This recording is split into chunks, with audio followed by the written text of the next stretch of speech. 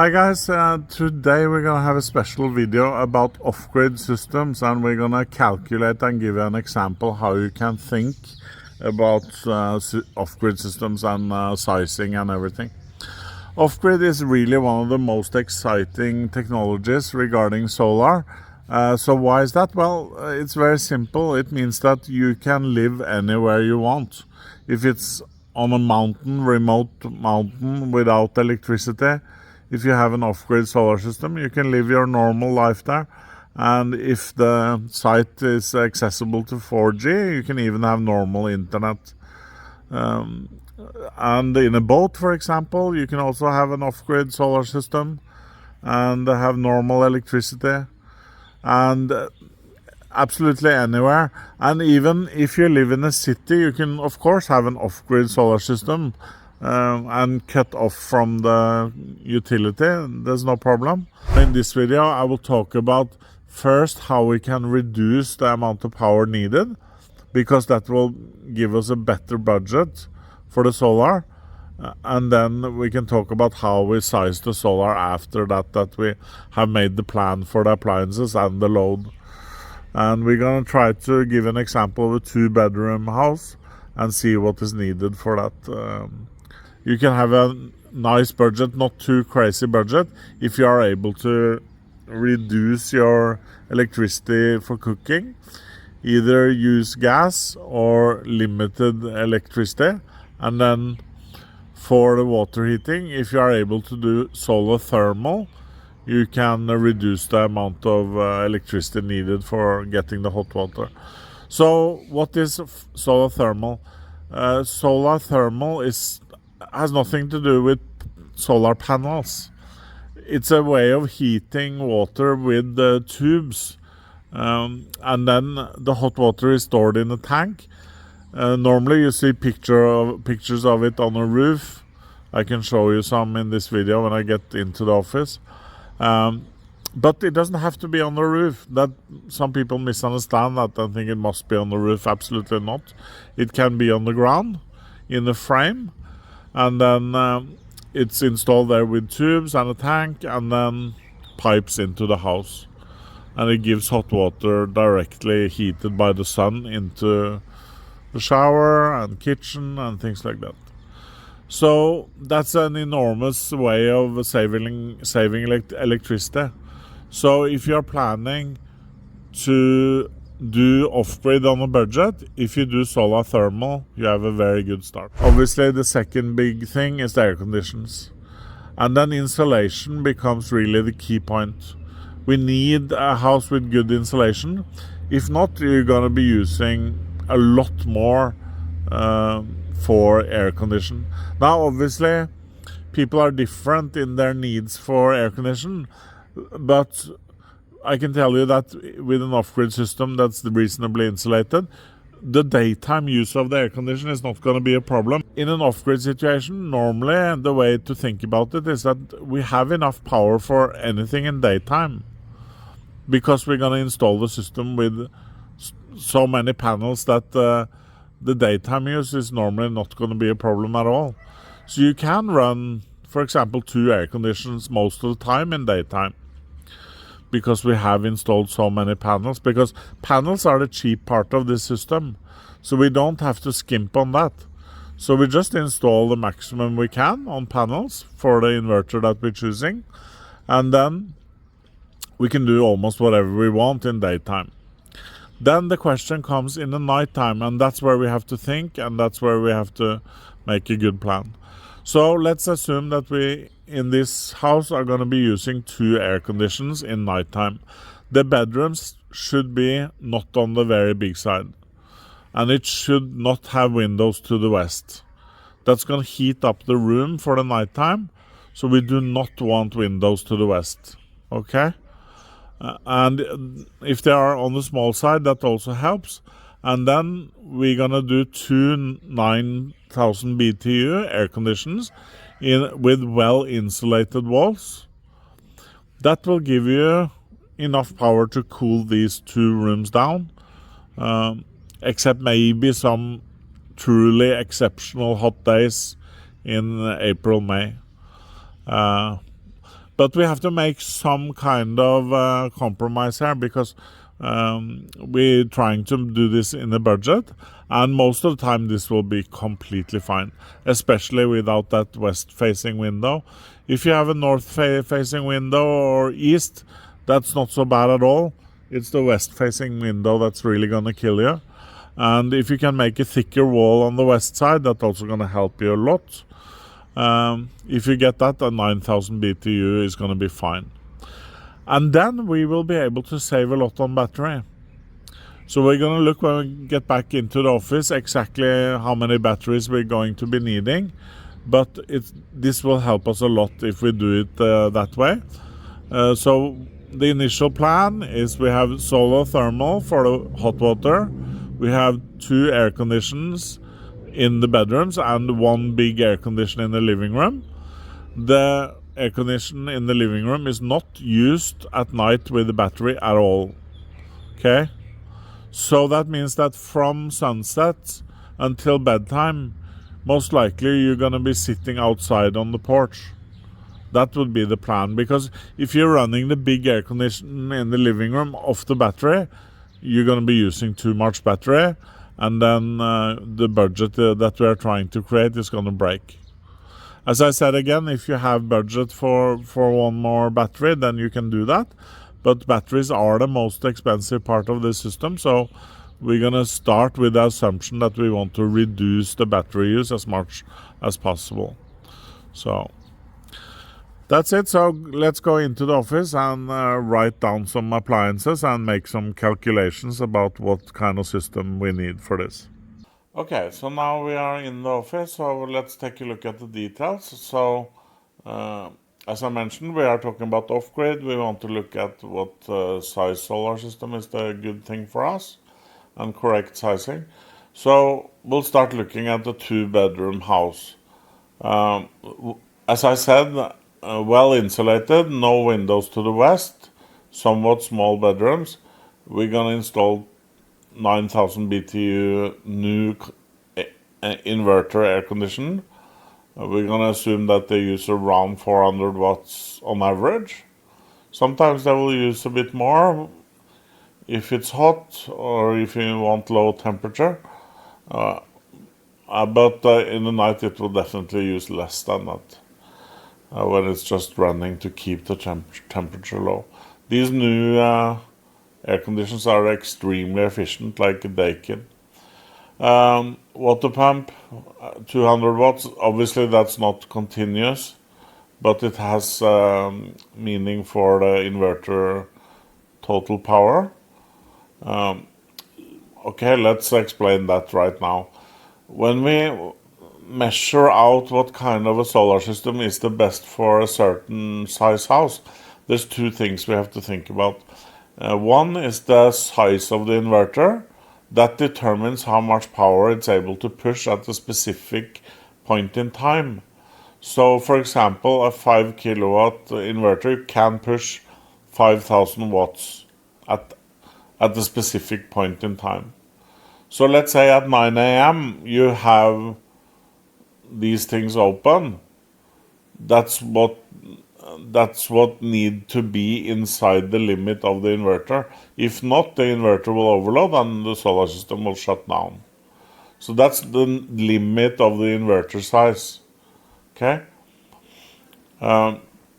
Number 2 is energy used over time. That we use the measurement kilowatt hours. So when we talk about kilowatt hours and energy use over time, these numbers are also important, but then we have to take into consideration that this one is usually shut down. It's not running all the time. These are running most of the time. Lights are running all the time. Fridge is on and off. And PC is running all the time. Things like that. So that will give you another number per hour of energy that you are going to use. So in daytime, the weather is going to determine a lot of, and of course also a number of panels, going to determine if you have enough energy for running these things over time. So let's say we find out that all these things is 2000 watts, can be around there, a little bit more, a little bit less. So we are way inside the inverter power limitation. But it doesn't mean that we would be able to run all these things if we only had 2 solar panels. Because then when we talk about amount of solar panels and amount of sunshine, then we are talking about energy over time. So then it is important that the number of panels are adjusted to the energy used over time. Okay? So we are talking about 2 things. We are talking about energy at a specific point in time that has to be less than 5,000 watts. And we have energy over time, where we have to have enough panels and enough weather, so to speak, and battery power to be able to give that energy over time. Now, of course, in regards to weather, the way to adjust for that is just to install a lot more panels than you need at the minimum to give you enough power during those cloudy days. Unfortunately, we use less air conditioning when it's cloudy, so that normally adjusts itself. So that usually works out reasonably well, except for those extremely rainy days where there's almost no sunshine. Then for an off-grid house, you are going to have extremely little energy. So you need to go into saving mode, or you have to have a generator. Both are okay options, as long as you are sort of aware of the consequences of your actions, so to speak. We have installed off-grid systems both with generators and without. It's completely possible to do it without a generator. It's just that then you probably need more batteries just to avoid the situation where you are empty. Because without a generator you don't have any backup, obviously. So it's just what you want and how much flexibility you want. So, okay, so when we add up all these things, we get to about 2,000. Now, it's not important if this is 1,800 or 2,300, or that's not important here. The important is that we think about our own situation a little bit, what we want. And the important thing is that if we change some of the significant numbers here, like let's say we go to 12,000 or 15,000 BTU, this will completely change. And most likely the solar system that you're going to be needing will change. It's like when we did an off-grid installation, and I told the client, get as small air conditioner as possible if you want the specific system that we had recommended to work properly. But unfortunately, he bought bigger air conditions, and then that meant that the solar system was too small. Not in regards to inverter power, but in regards to battery capacity. So then he had to get another battery. But for that client, it was not such a big problem, and maybe he had already thought about it, and he had sort of made up his mind that I need more air conditioning, and if I then gonna have another battery, that's fine. But you have to be sure that when I make a recommendation, if you go outside of that, you might screw up the whole calculation. So it's important that you realize, like, if you want to do your own thinking, so to speak, you have to talk to me, so you don't change something and then assume it's going to work with the same solar. Most likely it's not. That's why we are doing these calculations, and it's because of certain systems' capacity. But small changes, of course, you can do. So let's say you change from a Daikin to Mitsubishi. Mitsubishi may be a little bit less efficient, but it's not going to matter too much. So that will still stay in the framework. So then in here, as you can see, we don't have any hot water, so we have to think about that specifically. And the reason why we have to think about that specifically is that when we make an off-grid house, we really have 2 alternatives. We have solar thermal, So I'll show you, here is a company that is not associated with us, but they provide these products. So you can see here what they look like, this solar thermal. Now, several people I know have installed these systems and it works great.